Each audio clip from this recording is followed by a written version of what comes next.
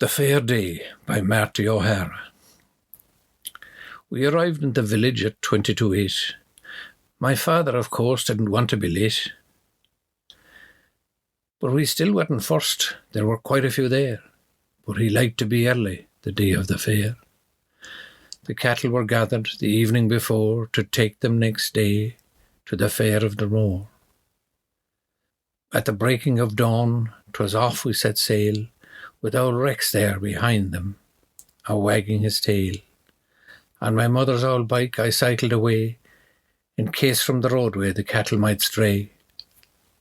But things they went well, and we made a good pace, and with Rex now on guard we took up our place. Well, the jobbers arrived and the haggling began, and my father, of course, was a stubborn man. Like everyone else, he wanted to sell, but he had to hold out for the best price as well. And that's how it went, till old Mick came along, and he caught their two hands and said, "Now, lads, come on. Just split it between you. That's fair, I would say. That price is as good as you'll get here today." With the cattle now gone, we went for the tea to Casey's canteen that was parked down the way. And now satisfied and without any care, "Come on," said my father, "we'll walk through the fair."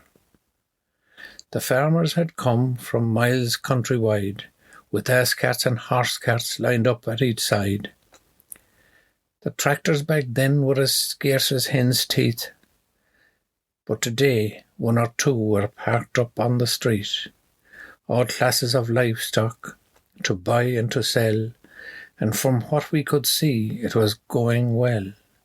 The buying and selling was all going on, and the trade here today, someone said it was strong. There were people with stalls, with their wares displayed here. If you needed some tools, or a garment to wear, a pair of new boots or a shovel or spade, after haggling a while, sure a deal could be made. The pubs too, of course, they were packed to the door, with 3 inches of sawdust spread over the floor. Where most people came, when a deal it was made, it was sealed with a drink when the farmer got paid. And a row now and then might break out in the bar, when in drinking today someone had gone too far. But after a while it would all settle down. It was part of the course at the fair day in town. Well, before we decided to head off for home, through the old fair once again my father did roam. And I knew that before he'd take leave of this place, the cattle he sold he would try and replace with a couple of calves, then things would be sound. He'd have cattle again, and he made a few pound. Well, by now the fair day, it was over and done. Said my father, "It's time we were heading home, son."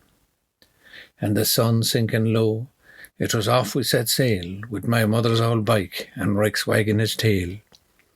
And contented we were as the sun set once more, with the fair day today that was held in Dromore.